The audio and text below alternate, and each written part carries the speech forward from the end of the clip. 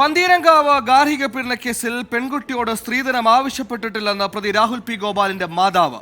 രാഹുൽ ഇതിനു മുമ്പ് വിവാഹിതനായിരുന്നുവെന്ന കാര്യം പെൺകുട്ടിയെയും കുടുംബത്തെയും അറിയിച്ചിരുന്നു.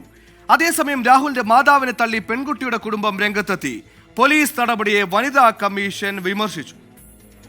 പന്തീരാങ്കാവിൽ ഭർതൃവീട്ടിൽ നേരിട്ട കൊടും ക്രൂരതകൾ പെൺകുട്ടിയും കുടുംബവും വെളിപ്പെടുത്തിയതിന് പിന്നാലെയാണ് കേസിലെ പ്രതിയായ രാഹുലിന്റെ മാതാവിന്റെ പ്രതികരണം. പെൺകുട്ടിയോട് സ്ത്രീധനം ആവശ്യപ്പെട്ടിട്ടില്ല. രാഹുൽ ഇതിനു മുൻപ് മറ്റൊരു വിവാഹം കഴിച്ചിരുന്ന കാര്യം പെൺകുട്ടിക്കും വീട്ടുകാർക്കും അറിയാമായിരുന്നുവെന്നും മാതാവ് പറയുന്നു.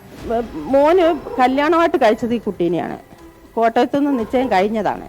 ഈ രണ്ട് കാര്യം അമ്മയ്ക്കറിയാം. രാഹുലിന്റെ മാതാവ് പറയുന്നതെല്ലാം പച്ചക്കള്ളമെന്ന് പെൺകുട്ടിയുടെ കുടുംബം പ്രതികരിച്ചു.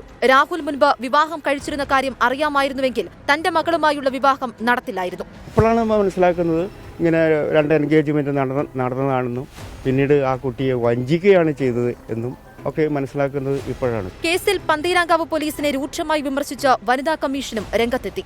ഭർത്താവുമായിട്ട് ഒത്തുപോകണം, രമ്യതയിൽ പോകണം എന്ന് പറയുന്ന ഒരു സ്ഥിതി അവിടെ നിന്നുണ്ടായി എന്നുള്ളതാണ് ഞാൻ മനസ്സിലാക്കുന്നത്.